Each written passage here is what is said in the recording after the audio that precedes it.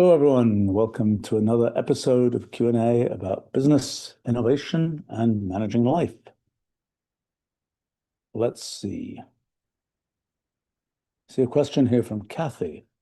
Does using AI help you learn, or does it short-circuit the learning process? It's an interesting question, and I don't think we fully know the answer yet. I mean, if you have been given an exercise where the AI can just do that exercise, maybe it's the wrong exercise. I mean, this is an issue that came up years ago with calculators, came up again with Mathematica, came up again with Wolfram Alpha. It's if the meat of what you're being asked to do is something that has been automated, maybe that isn't the key thing that you should be being asked to do. And the whole point is, once that thing has been automated, there's now more things that you might be able to do. The expectations should be raised. You know, we're about to have this issue because we have our summer programs coming up where we have our Summer Research Institute and our Summer Research Program for high school students. And this is sort of the first year where lots of AI-based Wolfram language programming is really doable. And many of the projects that have been done in previous years, a version of them could probably be done by just feeding the prompt to an AI and saying, do something. So that, as far as I'm concerned, that translates into what I expect should be possible now is something bigger and stronger than what was possible in the past, because there's a new tool that's available. Now, I mean, in terms of learning things and how AI contributes to that, I have to say for myself, I'm still not necessarily fully developed in my thinking about this, but when I want to learn new subjects or want to learn about something, it's asking an AI to summarize it for me works quite well. And particularly when I tell the AI, I know about this and this and this, summarize this for me. It's quite helpful. And it's more helpful than just reading a generic, this is a summary of that story, which doesn't have that sort of prior information of, oh, I know about whatever. I was recently asking it something, maybe yesterday, about some particular development in kind of mathematical quantum field theory. And I'm like, I know about traditional quantum field theory and this and this and this. Tell me about this new thing. And it did a pretty good job of explaining the new thing with reference to the things that I already knew about. That's very helpful. I think that this question, again, so for example, what I've been trying to work out is for our summer programs, for instance, what should our expectations be? So I think one of the key things is that, for example, Wolfram language is a notation for expressing thoughts computationally. And as such, it's part of the sort of communication channel between humans and computers. It's not something where in sort of traditional programming languages, you're just writing a blob of code that's for the computer and not for the human. With Wolfram language, you're writing something which is where you're using the language as a notation to communicate thought and a way to sort of crispen up your thought. And so I think one of the key things is if you write something that's a computational essay, for example, you're expected to understand everything that is the input that you wrote there, which means the English text, the computational language text. Those are things that you're expected to understand, and you should go to the effort to write them just as you would go to the effort to write the English text in a way so that it's understandable. So also go to the effort to write the computational language in a way that's understandable, which means it's not just an AI spewing out blobs of code, nor is it an AI spewing out blobs of text. If you produce something where your computational essay is just a bunch of AI stuff, that's probably not going to be terribly useful. Maybe the AI could say a few things in ways that are clearer than you could say them. So long as you have kind of fully processed them yourself, I suppose it's okay to present that. But there's no point in rewriting the sentence just for the sake of it not being AI written. But if you don't even understand the sentence, then that's absolutely useless. I mean, I've seen that a bunch with people recently including some people I've worked with, where they're like producing, AI stuff that I don't think they understand. And this is not very helpful. I mean, it's very easy to get computers to produce things that one doesn't understand, and where you might say, well, somebody out there might understand this. I mean, I will say that a lot of science that I've done consists of just going out into the computational universe and running programs. And every program one runs does something. The question is there something that it does, something that kind of connects to what we humans are interested in or understand? So it's to just say, hey, I can produce all these things, I can produce all these pictures, I can produce all these whatever. That's something that we've been able to do, and I've done lots of over the years. I consider my mission in using those things for science is to do what science does, to connect what is sort of naturally out there in the world, in this case, in the computational world, with things that we humans understand. And that's the thing that people need to do when they're kind of using AI. That's also sort of going out into the computational universe and sort of just plucking things out of that. It's not quite as direct as the kinds of things that I've done in exploring the computational universe, but it's the same kind of idea. And then the question is, are you getting that to be something that sort of is connected to human understanding? I mean, there are so in terms of learning, as I say, one of the things is how do you sort of take the things that people are expected to do and adapt them for the fact that there are new tools available. I think the one of the key questions is what is the conceptual framework that the person is developing? Just saying, hey, I can file all this paperwork that is the answer to the prompt that I was given doesn't really do anything for anybody. The question is, what are you building up? What are you able to understand and reason about and come up with the next question to ask or whatever else? And a lot of that is kind of forming ways of thinking about things. AI can absolutely be helpful in summarizing what's already known, presenting it in a way that you might be able to understand, showing you sort of examples of code that can be written, things like this. But in the end, I think the objective has to be that you're able to do you're able to figure out what you actually want to do next. The AI is just going to say, hey, I took what you asked me to do and I did what I could do with that. It's not in this is what you should want to do next. I mean, if it's doing this is what you should want to do next, it's just kind of recapitulating what it was trained on. It's not something where if you have kind of the sort of free thought of doing something, that's the thing that sort of has to come from the human, because there's an infinite number of those kind of free thoughts that you could have about what you might want to do next. And the choice of which one it is something that is sort of quintessentially coming from the human, so to speak. So I think the ability to be able to make those sort of free thoughts about things is what one should be learning. And it certainly is the case that to learn the facts of an area, and you do need to learn facts because that's the way that you get to sort of figure out what's out there and what you want from what's out there and so on.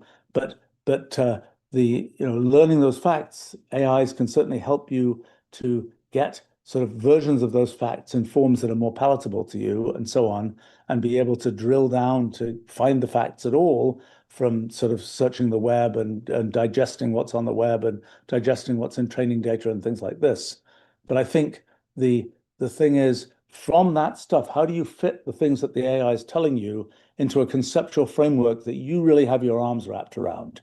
It's no good to have the AI just tell you a bunch of stuff and, oh, I don't really understand that, but I can tell it to somebody else. That's not helpful. It's not going to help you, so to speak, to sort of develop how you could develop, so to speak. And I think the sort of the challenge of sort of turning, I mean, as far as I'm concerned, the most important thing sort of humans can learn to do is to think well and to think sort of at a foundational level about things. And that's not just a matter of sort of the abstract principles of thinking. It's also a matter of knowing lots of facts about the world, because to think meaningfully about things, you kind of have to have that thinking anchored to actual things in the world, whether it's the history of things that have happened in the world, whether it's the way that physical things work in the world, whether it's lots of other different aspects of the world, whether it's the way that biology happens to have evolved on this planet, whatever else. These are things that in order to think meaningfully, you have to be sort of anchored to those, in a sense, arbitrary facts. I mean, the fact that evolution worked the way it did on this planet is a matter of a lot of coincidences, so to speak, a lot of chance events. It doesn't necessary that it be that way. And similarly, the arc of human history is the result of lots of chance events. It doesn't have to be that way, but knowing how it actually has been is important to be thinking meaningfully about what one does today, so to speak. So I think the this learn to think foundationally in the sense that you are able to say, what is the essence of this thing that I'm thinking about? And maybe what's the sort of, there might be there's a standard track you think along these lines, but you have to be in a position to say, well, what if that standard track wasn't right? Am I actually at the point where I can where I can kind of take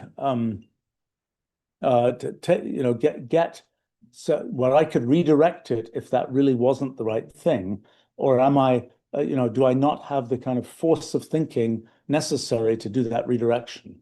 And I think that's sort of the criterion, and that's what one should be learning, so to speak.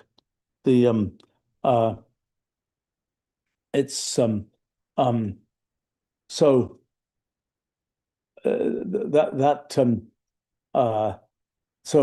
I think in terms of sort of where education should be going, as far as I'm concerned, that's where it should be going. And in some ways, that's going back to what education was like before the sort of modern post-industrial revolution age.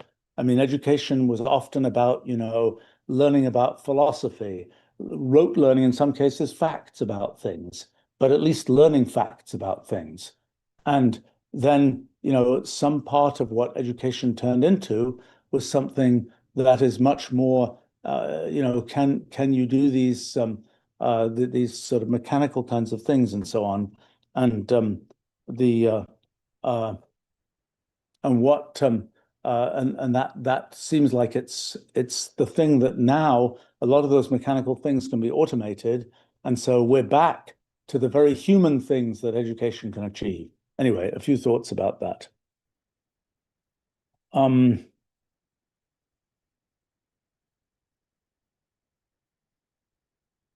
Let's see. Sammy asks, what are the first three questions you ask when someone pitches you a business idea? They're not the same every time. When somebody tells me some business idea, sometimes some aspects of it are very clear, some aspects of it are completely muddy. What I'm always interested in is what is the essence of what's being talked about? And what kind of a company, what kind of a thing is being sort of promoted? Maybe the issue is, okay, it's you're trying to build some piece of hardware where it's completely unclear that this is possible to build at this time in history, or it's completely unclear this is consistent with the laws of physics. That would be one thing that you would probe. Or another thing might be somebody has this idea and it might be a fine thing on its own, but you have no clue how they would present it to the world and get it sort of exposed. It has a market that might be incredibly broad, but very fragmented and very hard to reach. So, what I tend to always think about is, what is the essence of the idea?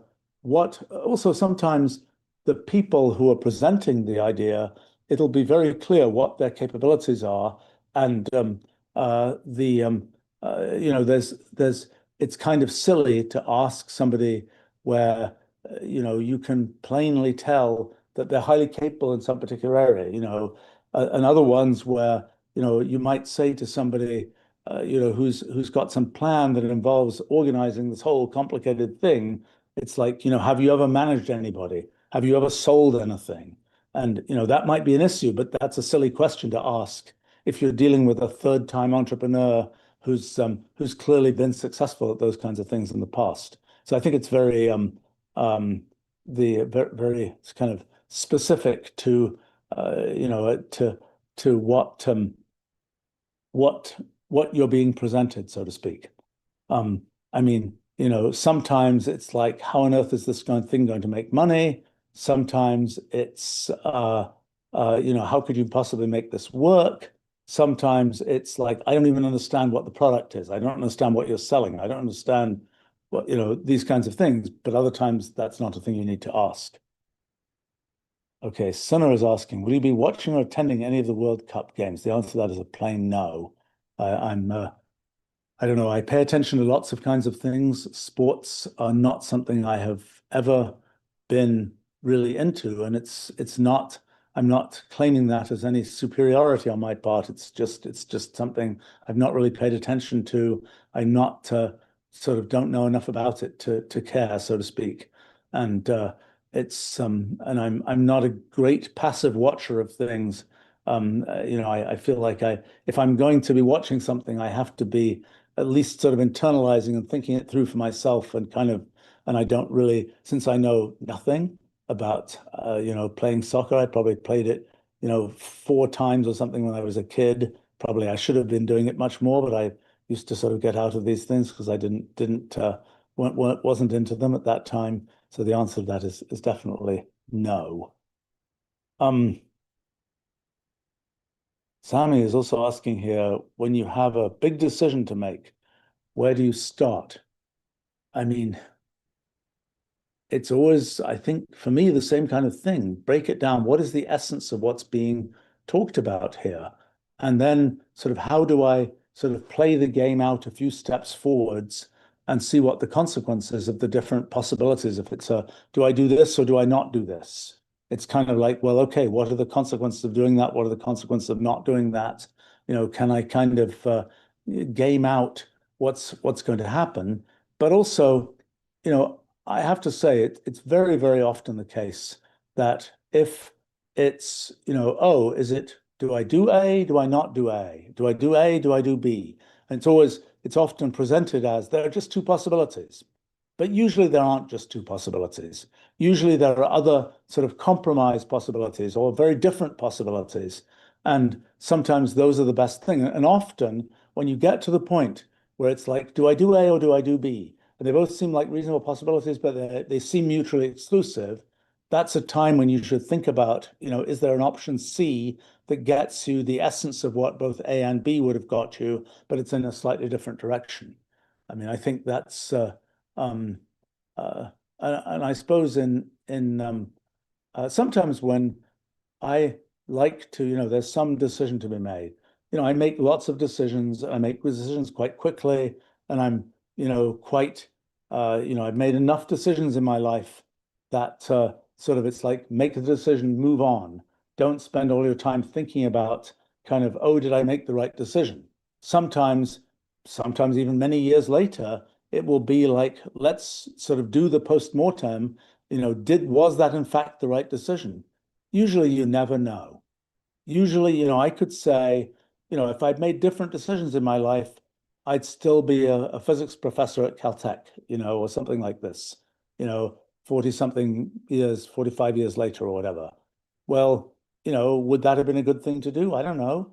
Sometimes it's in many ways, no, it wouldn't have been a good thing to do. In some ways, it would have been fine, but it would have depended on the ways that the world has evolved, and which you can't know up front, and where you might bet on something and then you bet on the wrong thing and so on.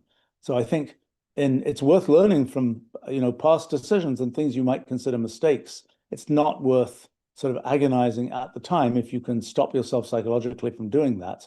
I suppose the thing that I tend to do with sort of decisions and so on is sometimes it's kind of like, what's the worst case analysis? I make this decision, I don't make that decision. It's like, what's the worst that can happen, and how do I remediate whatever the bad thing was that could happen if I make this decision rather than that decision? And that's sort of I suppose for me, almost psychologically, that's a good thing. What are the bad things that could happen? Okay, what do I do if those bad things happen? I suppose another thing about big decisions is that sometimes I'll kind of have started thinking about that decision. And I'll kind of see, okay, I think I'm going to do this.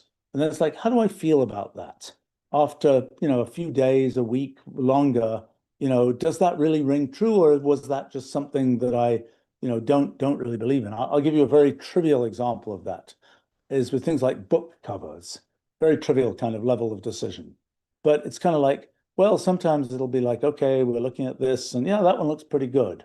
But I tend to want to just get sort of a mock-up of the thing. I just have it lying around for a few days. And I find that my decision about it clarifies. It's like, yeah, that's pretty good. I like that. Or, I don't really, after rattling it around a bit, I don't really like it. And it's the same with sort of more conceptual decisions. After you're like, I think I'm going to do this. And you're like, okay, I'm going to do that, and so on. And maybe you talk to other people about it. I have to say, for me, it's become an awful lot of people talk to me about decisions that they make. I wish I could talk to more people about decisions that I make. It's gotten to the point where I'm experienced enough in making decisions that, and people who I might talk to about making decisions know that. And I tend to have the sort of pathological situation where people say, well, what do you think? Now, I admit that sometimes well, what do you think kind of justify why you're making that decision is a useful question for somebody to ask, even if they have nothing to actually contribute to what you should be doing. Merely asking you to explain why you think that's a good idea is actually a good thing. So I suppose actually that would be one sort of trick in a sense about decisions is, have somebody else, ask them about that. If you ask them, their advice may or may not be sensible, because it is, it is non-trivial to give advice that actually is sort of relates to the person who wants the advice rather than the person who's giving the advice. I mean, it's kind of like, well, I did these things and they were successful for me, but the person who's now trying to do them is a different person with different, personality and different kinds of ultimate objectives and so on, and it may not be a fit. But I do think, now that I'm thinking about it, that, okay, explain why you're going to do this or that to somebody is a somewhat useful thing to do. At least I found it that way. Because you start explaining it, and then it's like, yeah, actually, this doesn't make any sense. And, why am I doing this?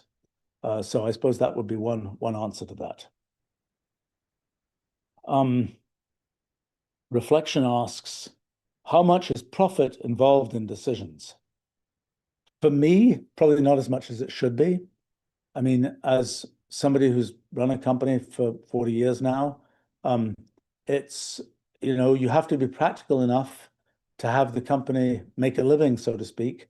For me personally, my set of objectives, both for me and for the company, for the people who use our products, for the people who work at the company and so on, has been much more about sort of do the right thing, do the interesting thing, than do the thing that makes the most money. It's, for me, pretty much if there's door number one is do something interesting, door number two, do something that'll make more money, I pick door number one 100% of the time. Now, that makes me probably a less effective business person. It might mean that I have had a more interesting life and maybe have contributed more to sort of our civilization as a result of that. But it doesn't, if the objective is to sort of make a business as successful as a business can be, that's that's not necessarily the optimizing path. And certainly, I have perfectly good respect for people who are in business to make money. That is not the reason, that somebody like me is in business is to be able to do things in the world that this is the best way to do. And it's a somewhat different optimization. I mean, I've been lucky enough that our company doesn't have investors and things, and so I'm not. It's not like I took somebody's money saying I'm going to give you a huge return on investment, and then oops, I'm actually just going to do things I think are interesting. That's not sort of been our pattern, and I think it's a that's a sort of you sign up for certain kinds of things when you take other people's money to as investment and so on, and that sort of does change the pattern of what you might want to do. Now, sometimes the people who say, I'm going to do this because it's a get rich quick scheme and I'm going to, I'm going to chase the money as quickly as possible, that ends up being a smaller thing than the people who say, I'm going to try and do this big thing. It's going to take a while. It's going to be, I'm not, it does not have such an immediate path to money. I think it's, uh, and I would say from a purely human point of view, if I look at, I know a lot of people who've made a lot of money doing lots of kinds of things. The people who've done, who've sort of been in the straightest path to money, I would say in most cases, not always, but in most cases, that has been less satisfying than people who feel that they've done something that is sort of beyond the money, so to speak. And often when it has been a sort of race for the money, then it's kind of like, okay, I made a bunch of money. Now I'm going to do philanthropy and do something that I think is meaningful with the money. I think it is, in my observation, or at least my personal approach has been, it's better to do things that you think are interesting that also have the extra sort of feature that they support themselves than to say, I'm going to do this thing that I don't think is terribly interesting, but I'm going to make money and then I'm going to do something I think is interesting with it. I think the life plan that has the feature, I'm going to do X for decades so that I can do Y afterwards. I have rarely seen that work out. I have seen many almost tragedies with that strategy where people are like, well, I meant to do something really interesting. I was really into this, but I decided to become do something very sort of that I think is very kind of dull, because then eventually I'll be able to do that other thing. But they never even tried doing the other thing. So finally they retire at, age whatever. And then they're like, now I'm going to do this other thing. And then they realize, oh my gosh, I don't really even like doing this other thing. I've waited for 30 years to do this, and now I don't even like it. Or there's some problem with doing it in the world. And in fact, as an amateur or whatever, it's really hard to do it. It's really hard to get motivated doing it. It's really hard to connect to people doing it, whatever else. So I think the strategy of putting off what you really want to do for the sake of kind of, for example, making more money is usually a lose. And yes, it is non-trivial to take what you really want to do and figure out how you sort of plug it in to ways to support yourself. That is often a puzzle to be solved. I claim it is much more often solvable than people give it credit for. And there's much more of, I'm just going to do this thing that I think is kind of dull because I can see that it is a way to make a living, so to speak. And I also, I think that I will say that the curve, I know people have sort of plotted this at a psychology level of, the amount of money you make versus how sort of satisfied, fulfilled, happy you are. And it's not kind of more money, happier.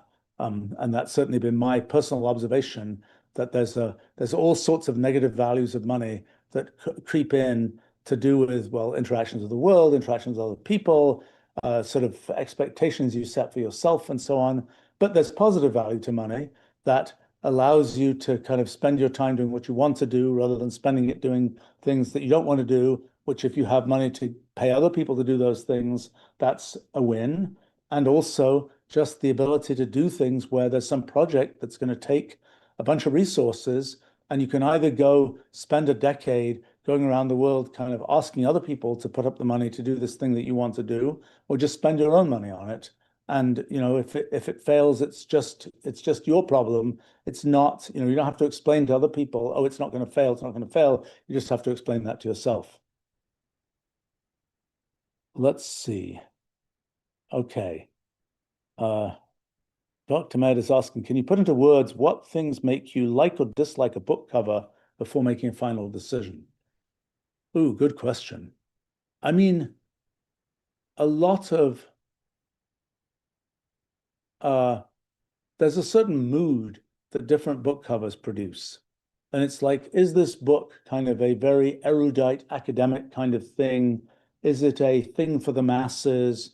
Is it a and then does it sort of say the right thing? So for example, I mean, I've produced quite a few books with all sorts of covers, and some I think were a success, some I think were not such a success. There's some where it's like the book's been successful, but I don't really like the cover very much. My book about ChatGPT was an example of that. That's now translated into many languages, and it has many, sometimes very, very bizarre covers because the publishers in those different languages get to pick their covers. But we made that cover we published that book in 2 weeks, which is sort of a remarkable time for book publishing. And that cover was made very quickly. And I don't think it's particularly good. Um, and it doesn't really it doesn't communicate either a a clear mood or it isn't kind of interesting if you look at it. So an example of a cover I rather like is a book called Idea Makers, which is a collection of kind of historical biographies that I put out actually nearly 10 years ago now. It's a simple cover, but it has kind of it's got its background is a bunch of signatures of the various people who are profiled in the book. And I think it's kind of elegant and kind of conceptually nice, and it sort of lightly communicates what's in the book. And I like that cover. I think that in sometimes there are certain expectations that book covers set in terms of, as I say, what type of a book is this? Is this a book that is sort of intended for the general person? So, for example, right now, I bring this up because I'm picking a cover for a collection of things I've written about philosophy. And the first step is what's the title of the book? And it was just going to be kind of philosophical writings, which I realized, wait a minute, this is really lame. So it's now kind of what ultimately is there and other foundational questions. And so that title forces a certain kind of cover, and it also is a book which I think has some appeal to sort of the general bookstore audience, and that kind of determines a certain sense of, big words on the cover, so to speak, rather than sort of elegant, stripe where it's kind of like more like an academic thing where it's just sort of the words printed on the cover. There's a few thoughts, but I think in uh, there's a certain, does the cover mean something? Does it kind of meta communicate the right kind of thing about what kind of a book this is and who might be the audience for this book?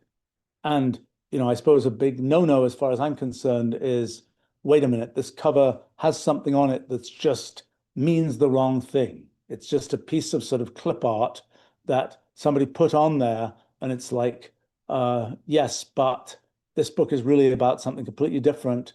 That was sort of illiterate to put that illustration on the cover.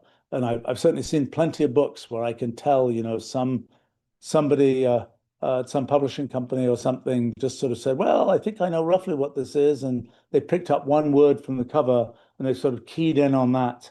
And that's one word from the title, I mean, and they've keyed in on that. And that's what the whole cover is. And it's like, no, that isn't really the point of this book. Let's see. The Dice asks the question, how do you generate a truly original business idea in tech nowadays that won't be covered by AI long term? That's a good question, and many people are struggling with it. I think that there is, one thing to say about that is make hardware. I mean, that seems to be one thing that lots of people are trying to do. Hardware has a different kind of threshold than software. I would say that there's plenty of the way that software works, the way that I would say that the design of software is something that is not sort of AI can trot out a design that's like has been seen before. And when I see companies that say 90% of our code is written by AI, and I look at their user interface and it's like, this is really stupid. And it's like, some AI made this interface and some human was like, oh yes, the AI made it, it must be great. Well, that's a place where, it's an interface for humans. And yes, the AI can kind of trot out what it's seen before, but really understanding the essential features of the interface, maybe that's not that's something which is still, particularly when it's an interface for something new and different, where there isn't sort of a template for it before, that's a place where humans are going to be relevant. It's also true that there are often businesses which depend on kind of features of the world like distribution channels, regulatory compliance, things like this, which are, they're not things where the AI kind of on its own, walks into the regulator's office and gets itself correctly regulated. Maybe it can file the paperwork for that and so on, but there's a different kind of thing in the world that's necessary to get that business to work. I mean, I would say that it is a challenge right now, particularly in the software area, to see, kind of what's there, where kind of a lot of kind of low-hanging fruit software, you can go straight from the idea, and it's a very enabling, if you're a kind of a product manager kind of person, you can go straight from your idea to something you can implement.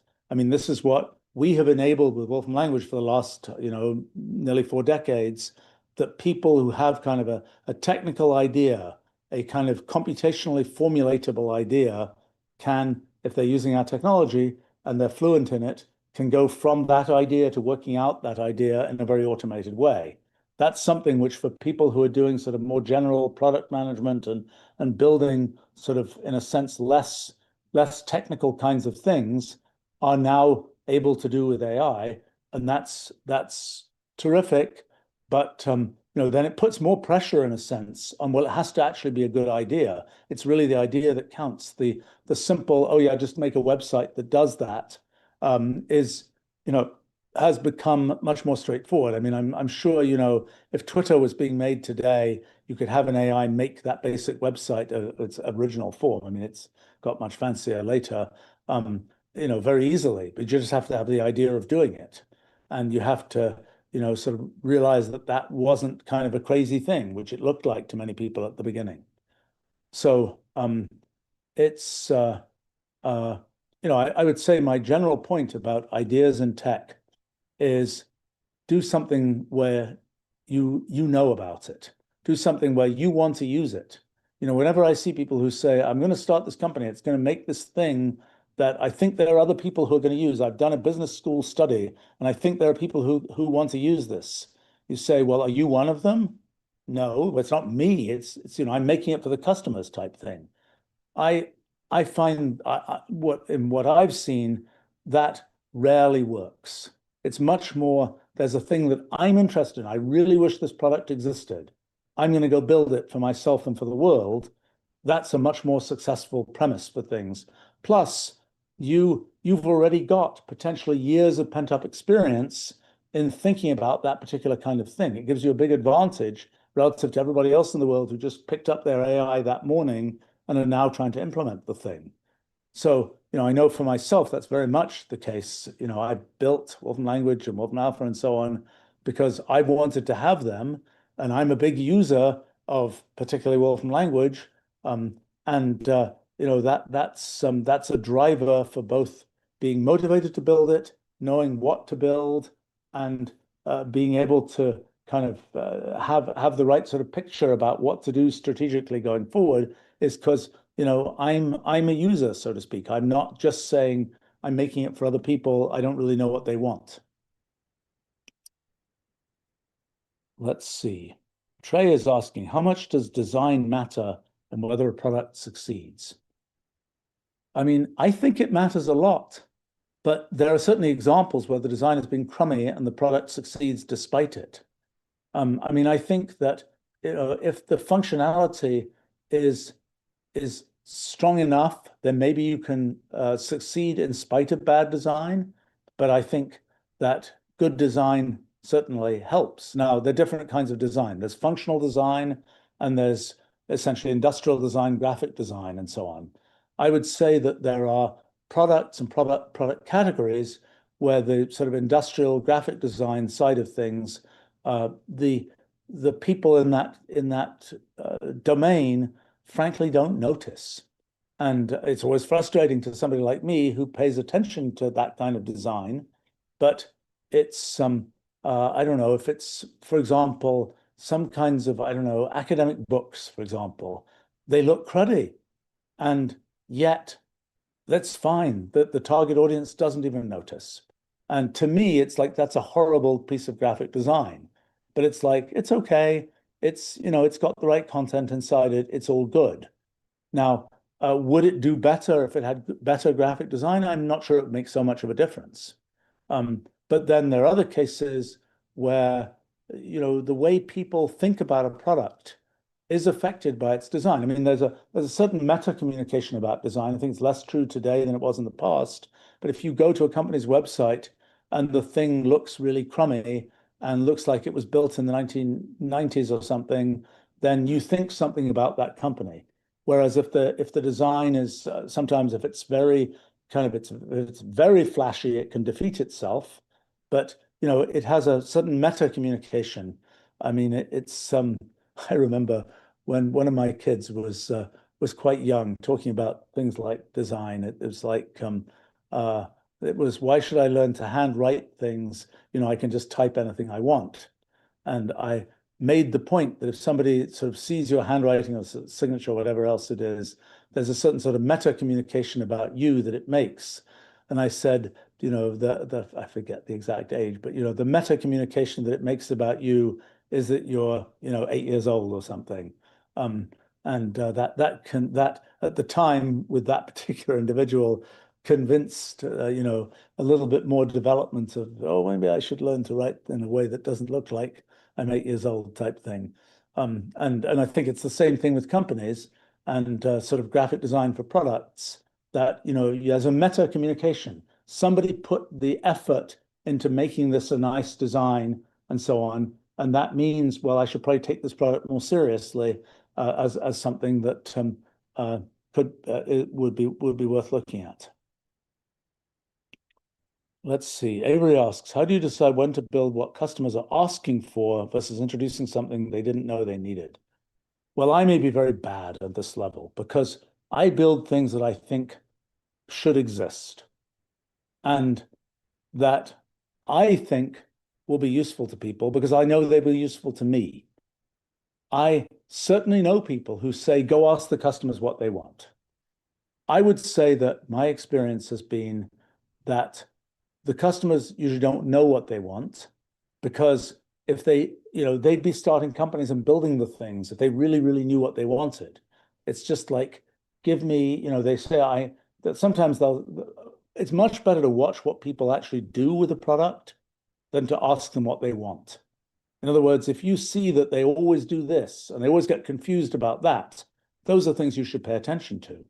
And sometimes people are always saying, oh, I wish the product did X.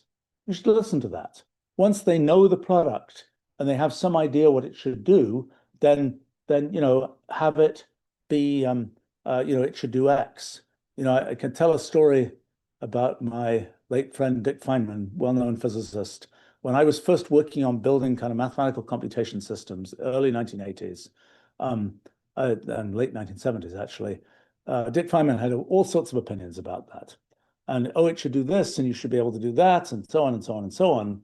And it's like, he was a bright guy, and he'd done plenty of sort of things like mathematical calculations by hand, but somehow it was the kinds of things he was suggesting didn't fit into the kind of framework that was buildable at that time and that I ended up building.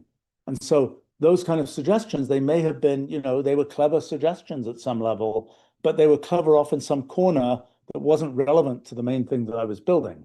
And I think that's a pretty common thing that you see in suggestions. Hey, wouldn't it be good if it did this? Another thing that happens is, you ask people for a suggestion and they'll make up a suggestion. And you say, well, would you really, really use that? They think for a bit and they say, well, it'd be nice to have, And then if you tell them, and I have had this experience, if you tell them, 6 months later or whatever, oh, we implemented that. And they say, oh, really? That's interesting. Did I suggest that? They've completely forgotten it. It was a kind of a manufactured idea that wasn't really a deep thing. Now there are cases where when people are using something and you see them always kind of have to dance around and do this and that and the other, and it's a horrible workflow, that's something you should pay attention to. And if they say, oh, I always get held up on this, then that's an issue. Or if they say, I don't know how to do X with your product, and you plainly know that your product can do X, well, then there's probably either a communication problem or more likely a user experience problem that didn't let them know that you could do X with the product.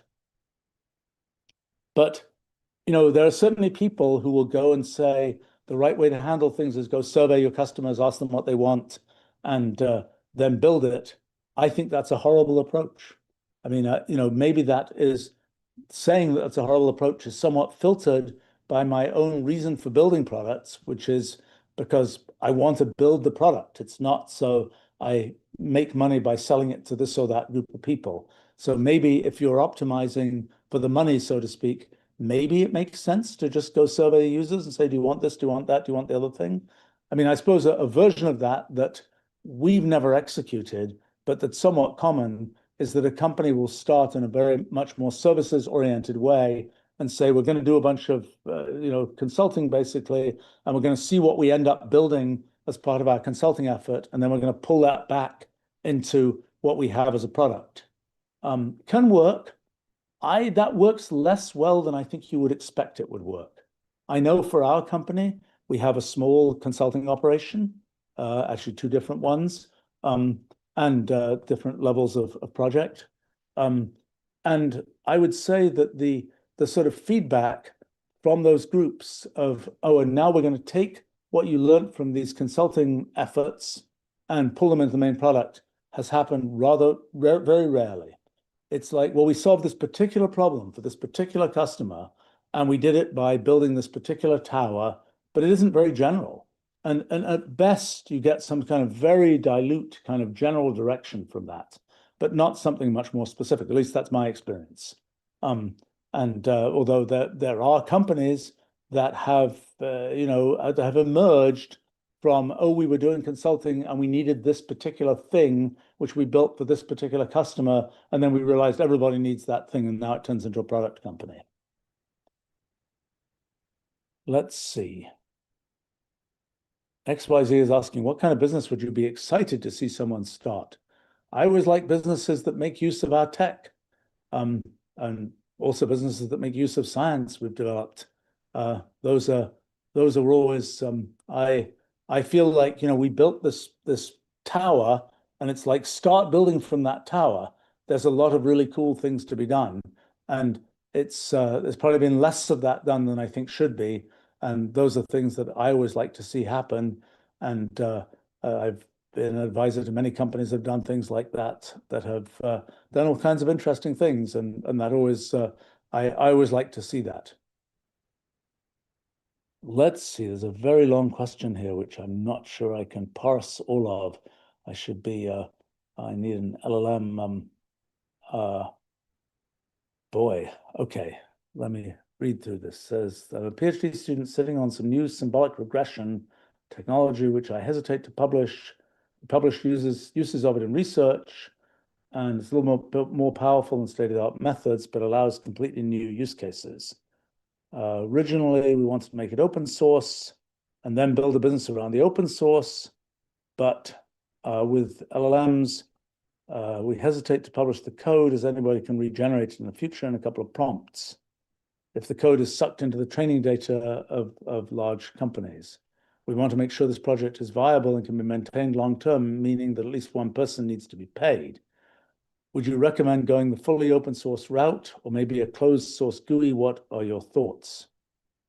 Well, I have to say, I have known many people who've done many things that are sort of out as open source projects. They usually are unhappy in the end. Occasionally, they manage to navigate things to, for example, raise a lot of money around their open source thing, and that's good. Usually, open source projects are that if it's one person who sort of gives it out to the world to enrich the world usually doesn't pay them back very well, and they usually are pretty bitter and unhappy at the end of it. If the reason the thing is open source is it got built by some company and the company had no idea what to do with it, or it wasn't really in the business direction of that company, they said, well, let's make it open source because then other people will help a bit and we get some kudos for making it open source. That's a completely different reason. And that's, I think, not the situation you're describing, but that's a very common source of open source, so to speak. I would say that it's sort of an abdication. If you built a thing, you don't really know what to do with it, just make it open source and hopefully somebody else will pick it up and you've abdicated, so to speak. I think, and that's what companies that make a lot of things open source, that's a typical thing they're doing. For an individual who's built something, it's like, well, that's a, you know, if if if you want to make it kind of a long-term viable thing, I think you have to have some way to sell it. And if you think that what you've done is a bunch of techniques that would be easy to replicate if somebody saw all the techniques, well, then I think you've kind of answered your own question that if you want to make that into a business, the only way you make that into a business is this kind of story of, oh, you make the thing. And originally, a common story was you make the software and it's open source, and you make money on services around the software. But of course, that drives the idea of, well, make the software. Don't put in the real bells and whistles that make it really easy to use, because then nobody will want the service. So you get this sort of counterproductive thing. And then a really common cheat, I would say, because it's always disappointing when I see that. People say, we're very righteous. We're making this open source. Oh, by the way, we've made this closed source version. And if you actually want to use it for real, you need the closed source version. And it's actually very expensive compared to what somebody would charge with just a regular thing. So the open source thing just becomes kind of a flag you're flying, a sort of righteousness flag that you're flying, but it has nothing to do with the actual product that anybody could use. I don't think that's again a different play, relevant as sort of a marketing play for certain kinds of companies and so on. I think that there's a challenge when you have a component like a symbolic regression package, for example. It's like, what do you really do with that? That's not an easy thing to sell, because it's not something where people are very rarely out in the world, saying, I want to buy a symbolic regression package. Symbolic regression has particular uses, and people who need it, but I'm not sure that they know that they need it.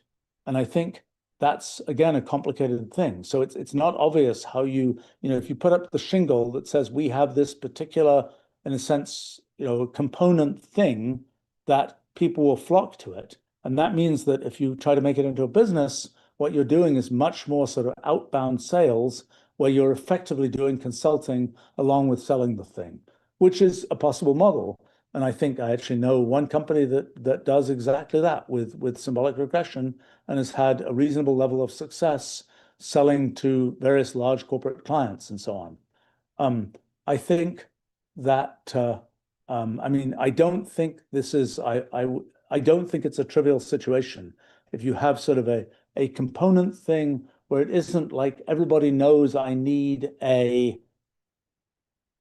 some category of thing. I need I don't know, a piece of software that does something that does image compression. Not a good example, because that's something that became quite generic. I need a thing where it does. The question is, what workflow does it contribute to? If there's a whole workflow where people say it's the symbolic regression workflow, then you've got a thing to sell. If symbolic regression is one piece of some other workflow, then the thing to think about is, how do you fit into that workflow? How do you market into that workflow? And I think in that particular case, it's all about kind of modeling and so on. And I say in modern time, okay, another thing to say about modern times, and a little bit of the, we're open source or we're not, or whatever else, is anything that's server based. Nobody even really asks if it's open source. It's just, here's an API, people can use it. So, that's another approach, is to say, okay, there's an API for doing symbolic regression. The thing is running in some cloud provider services, and, feed your data in. You can say, well, you can have a private instance of it, so you can have a containerized thing. So it's not like you get to see the data that everybody's feeding into it, but it's a thing where you say, we're providing an API. Now, in some cases, like for sort of frontier LLMs and so on, there's an excuse for that, which is, at least right now, those things need lots of memory and fancy GPUs and so on, and those aren't things people typically have under their desk. So it's something which makes sense to go and do in the cloud. Similarly, for a long time, things like, search engines, although we could have done those more locally, people kind of had the idea from very early on, that's the thing that's so big and complicated, it should be done in the cloud. I think if there's a reason why sort of symbolic regression makes more sense to do in the cloud, if you're having to sort of store lots of existing data or lots of knowledge of existing models or anything like that, then that's a great reason to kind of have it be an API-based service. And it may very well be that the that the use cases are such that the API is a fine thing, in which case you've kind of solved the problem. You can say nobody expects you to be grinding compute for free in a cloud provider. So that would be my immediate suggestion on that. And it's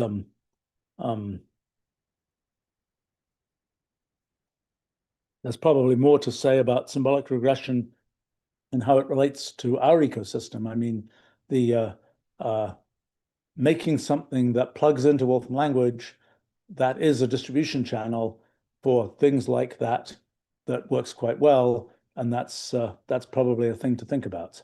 And that's sort of providing an API into Wolfram language that lets you access the algorithm you built.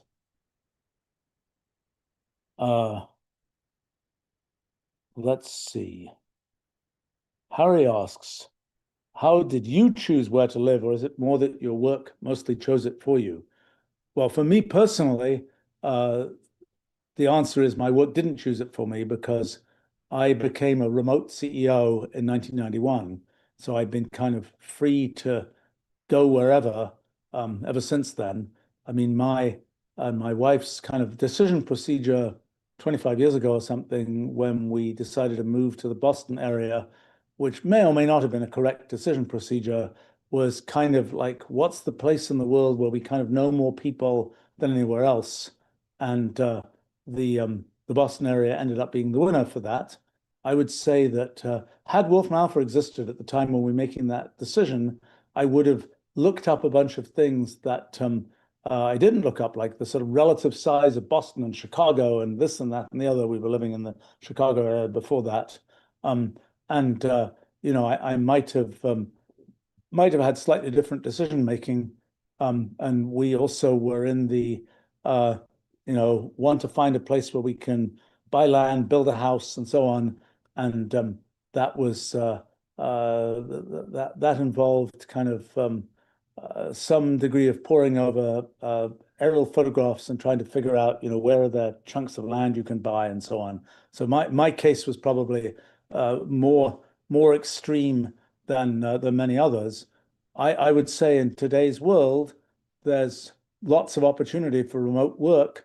Not everybody likes remote work. Not everybody fits in with remote work. I mean, I myself am probably a quintessential remote worker, because even when I was working at universities and other places, and like I had a fine office, I would not go in there terribly often. So I was somebody who was probably fated to be a work from home person forever. I mean, back from even in the late 1970s, beginning of the 1980s, I was always finding that I would go into the office and I maybe would work there, but I would also just go home and do most of my work there. In those days, it was always kind of amusing, because I would have a computer terminal and I would take a computer terminal home and I would connect it to a phone line.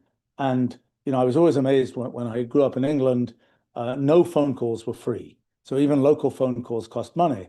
But in the US, it was kind of like, it's so cool, local phone calls are free. So I simply connected a phone to my computer terminal and connected, and dialed up a computer, and I would just leave it dialed up forever and for months. And, I would come home and the computer is still running and it's all connected and so on. And why am I going to dial it up again when I can just leave it running?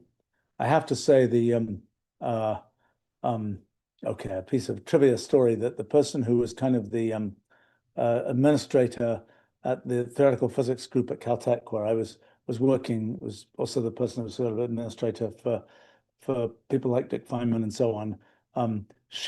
Before she had been in the gig of doing administrative support for physicists, she'd worked for the phone company.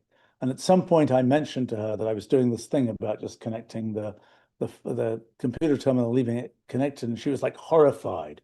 She said, "Don't you know that's going to send error signals into the plant and so on, and you shouldn't be doing that. That's kind of cruelty to the phone system."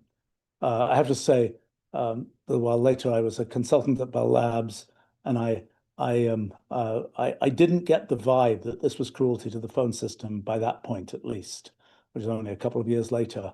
I think the way that, in any case, the way that virtual circuits work and so on, I just don't think that was I think it was an overstated cruelty to the phone system, maybe from an earlier time.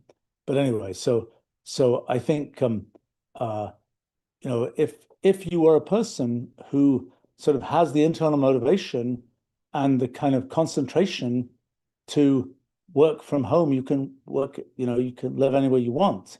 And then it's calculations like, can I live in a place where I want to live and where my family wants to live, or where, I'll be able to do things that I want to do, and well, will I be able to, afford the things that I want to afford? And, it's like, well, you can get for the price of a tiny apartment in New York City, you can get a lovely house somewhere else.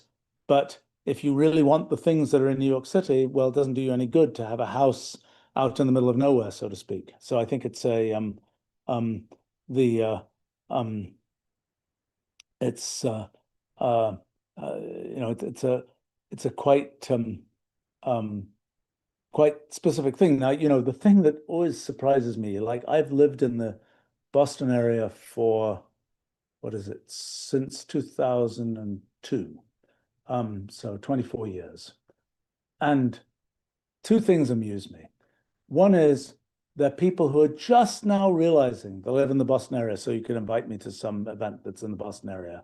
But there are also people who I run into, even, in the last probably week, I've run into several people who are like, oh, do you live in England? And it's like, no, I haven't lived in England since 1978. And why on earth would you think that I lived in England? It's like there's nothing, other than the fact that I kept my British accent, but people in America have accents from all over the place. It's like, no, I haven't lived in England in, what is it? I can't even do the math. It's 48 years now or something. Um, so it's strange how slowly people discover, maybe the local people, if one knows one's neighbors or something, the local people know who that one's there, but the sort of the bigger community of people that one might interact with doesn't. I've always found that strange. That in the beginning of the 1990s, I lived in the Bay Area in California for a year and a half, and I don't think sort of I think nobody noticed I was there, so to speak, or remembered that I was there until long after I'd left there.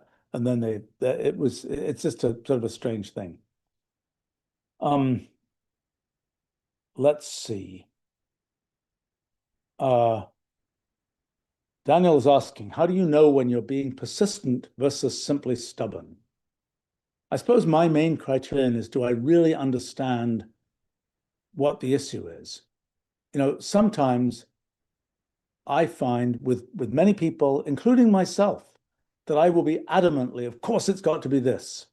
And, it's like he doth protest us too much, so to speak. It's like if I'm that adamant, it's usually a signal. And I know that in myself, and I've certainly seen it in lots of other people. It's usually a signal you don't really know why you're doing this. It's just you're using your forcefulness as a way to cover up the fact you really don't know why you're doing it. So for me, if I feel myself being stubborn about things and being, it seems sort of irrationally stubborn, then I'm kind of like, let me really understand what's the foundation of this, if I actually know what it is. If I really know the foundations, then yes, I might look to be stubborn, but I see myself as being persistent and I don't make mistakes that way. If I've got, if the idea is sort of based on bedrock and I'm building from that and I really understand what's underneath there, as opposed to just, well, I'm doing this because I kind of decided to do this one day or because somebody convinced me to do it and now I'm bought into doing this, but I can't really explain why, and I'm going to be really stubborn about it. That's that's when you should re-examine that question. That, at least that's my point of view. Ryan is asking, how do you avoid becoming a prisoner of your own past successes? That's an interesting question, and I think it requires a whole bunch of force of will in a sense. I mean, I've seen many people who had the good fortune and bad fortune of having successes early in their lives. And I mean, I was, I suppose, fortunate enough to have some success early in my life too. Somehow it's, uh, I'm always interested in the next hill, so to speak. At any time, the project I'm doing is always the one that I'm most excited about. And it's like I always want to get to the top of the next hill. And it doesn't really matter whether the next hill is bigger than or smaller than hills that I've gotten to the top of before. And I think part of the reason for that is, for myself, I'm not particularly driven by sort of other people's reactions to the things I do. I mean, it's nice when they appreciate them. I get more out of the fact that if they appreciate what I've done, I feel like they're going to have a happy time following on from what I've done, and that gives me a warm, fuzzy feeling, rather than them appreciating it for the sake of saying, "Hey, that what you did is really great." I guess I don't pay for whatever reason, I have don't pay much attention to the it's great, it's terrible feedback from the rest of the world. Now, that's partly because why is that? Well, it's partly because I'm sort of internally motivated to do the things I want to do. It's also because I have to say, from early in my life and career, a lot of things people said, that's great. It's like, no, it isn't. It's kind of blah. Or that's terrible. That's a crazy thing. It doesn't make any sense. That turned out to be the biggest win. And I knew it was going to be the biggest win. And I was just like, look, I don't really care it's something different from what you've seen before. And so you say, oh, that couldn't possibly work or whatever. It's like, yeah, whatever. I don't worry about it too much. And so I think that kind of you're doing things for your own internal motivation reasons is a good way to not kind of be a victim of your past success. Because, if there's something you're now motivated to look at, you're going to be motivated to look at that, whether or not you're looking over your shoulder at the taller hill that you had climbed before. Now, for me, it's like I don't really rate, the things I'm doing, have done, and so on. I don't say this is more important than that, and that's more. I don't know. I don't even know. I don't think anybody can know. In my case, things I've done in science and technology and different areas of science and so on, it's rate these things on a 20-year time scale, 50-year time scale, 100-year time scale, 1-year time scale. Very hard to tell. So even if you wanted to do it, you couldn't tell. And why do it? What's the point, so to speak? Now, sometimes one will have a situation where I've seen people get into this trap many times, where they get to the point where they're sort of at the top of some field. And then they're like, I'm going to work on some other field. And they are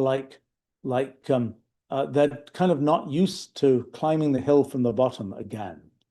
I think I've been lucky in that I've climbed many hills from the bottom, and but I have some methodologies for doing it, and I also have the confidence that I can climb these hills. And so it's not kind of like, oh, why should I start climbing a new hill when I've got an existing hill that is kind of I'm already at the top of, so to speak? Well, it's because I'm pretty sure I can climb the next hill, and I think it's interesting, and I think one of the things I've noticed, and I've made this mistake once in my life myself, actually, is projects you think are easy because like I've done this before, it's going to be easy. Those are the ones that do the worst. I mean, I would say in the outside world, a good example of that was Steve Jobs at his company Next, between his first round at Apple and second round at Apple. I knew him at that time, and he was very much I've done two computers before, I can do a third computer. And it didn't work out so well. I mean, in the end, it got absorbed back into Apple, and that story ended up very well. But, at the time, it was like it's kind of easy. Now, I had the same experience back in when was it, in 84 or so. I had built a big software system, built a company around it, and I was trying to make another software system that I thought was kind of a useful thing. It was actually a C language interpreter environment in 1984 or so, and it would have been a good software product. But I was like, I know how to build these things. And I hired a bunch of people and sort of started building it, and I really wasn't I didn't have the emotional investment in it, and it wasn't a success. I eventually sort of pulled the plug. Um, and, it was sort of too easy. And yes, from the hill that I had already climbed, it was pretty easy. And that was the mistake, so to speak. I think when it comes to companies, that's a different dynamic. A company has something that it's successful at doing. Should it do something different? Often the honest answer is no. You try and do all kinds of things. You make sort of a special project to do something different. If that special project is comparatively modest in scope initially, you can kind of feel out, is this really going to go places? For our company, like Wolfram Alpha was a special project, so to speak, that became a real thing, but it was sort of started as a sort of special project that was off on the side, and the main stream of what the company wasn't going in that direction. I mean, companies tend to end up with a considerable degree of conservatism about what they do. Usually, we're going to do something different has to come from the top, and has to be a kind of a forced march of leadership, so to speak, to go in a different direction. It's not usually something companies naturally do. I mean, I think our particular company, over the years has gotten used to the idea that we do new things. That was after we've done a few new things and they worked out. You kind of get into the kind of the character of the company that we are going to do new things, and so that becomes a thing where it's easier to do a new thing later on. But it's not always a good idea. I mean, we've done new things where we put some effort into it and it didn't really make sense. And there's sort of core business that does make sense, and why not pursue that? So I think it's I think that's an issue. But in terms of people, another trap is you do a thing, it pays pretty well. The things you look around to think about doing that you might be a lot more interested in don't pay as well. And it's like, do I really want to sort of jump off this place where I've got to and go back to something else? You may not be able to. You may have, mortgages to pay, mortgage payments to make, and you may have, things you need to pay for in your life that simply have locked you into that position. I mean, this is a reason why sort of sometimes people find it, do things early in your life, so to speak, when you don't have all those commitments, or late in your life when you don't have those commitments or whatever. And there are periods of time when people do tend to get quite locked in by the details of their circumstances, and that's a difficult thing. And I think if that's what I've seen plenty of people where at some moment in their lives they decide I'm going to do something completely different, and and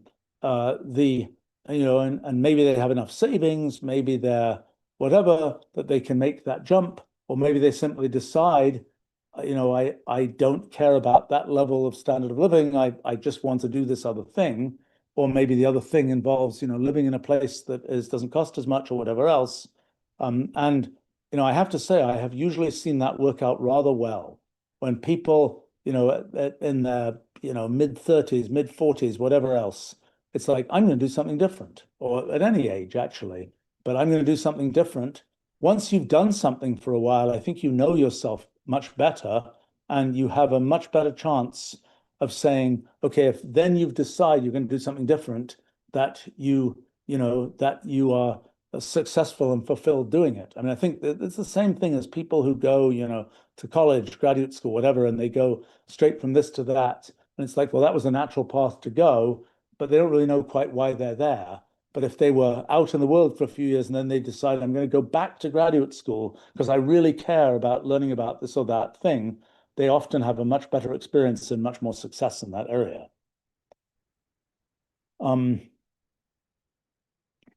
Let's see. Luke asks, what's the best example of a decision that paid off 20 years later?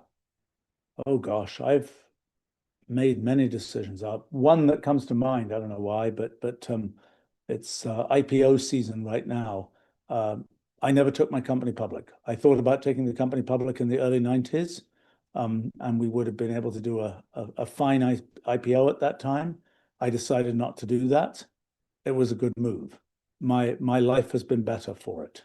And I think what we've achieved as a company has been better for it. I probably made less money, significantly less money as a result, but it's not, I don't care. I'm much happier for the things that I did decide to do. I think I mean, just a zillion decisions that we've made in terms of our products and sort of how we've architected them and the kinds of lack of compromise that we've made in sort of the functional design of products. Much of that stuff has paid off decades later. I mean, the same is true with another thing I've done is when I do science and things, I try to pick a particular topic, particular thing I'm figuring out. I try and figure out as much as I can about that thing. I write it down as clearly as possible and I move on. And you know, the fact that I've sort of excavated these things in a slightly complete way, that's been a big win. It's not like I'm continually having to go back to that thing and redo it and redo it. It's like it was done. Now I can build on that. Same with the functional design of our products, that you do it once, you do it right, and then you can just build on it forever. And that's a thing where it keeps sort of paying dividends decades later. And that's, let's see, there's a question here. How do you know when an opportunity is a distraction in disguise?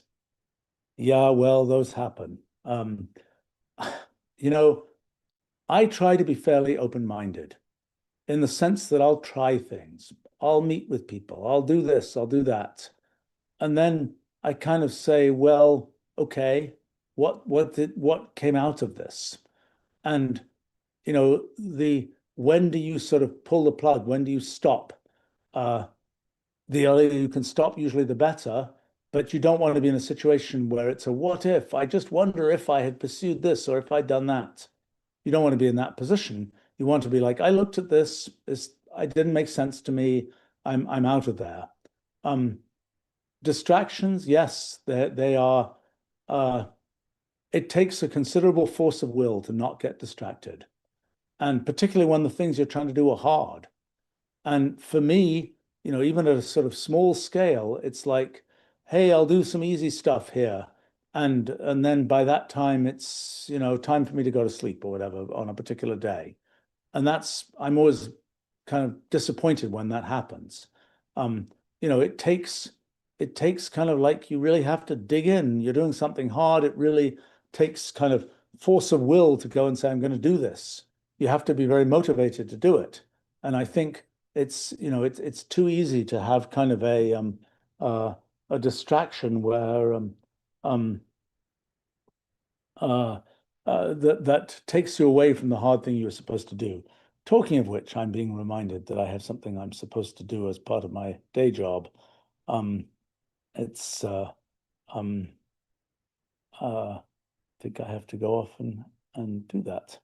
And this is hopefully not a distraction in disguise, but an opportunity that I'm going off to take a look at. But well, thanks for joining me, and thanks for lots of questions I didn't manage to get to today, but I look forward to getting to them another time. Thanks, and bye for now.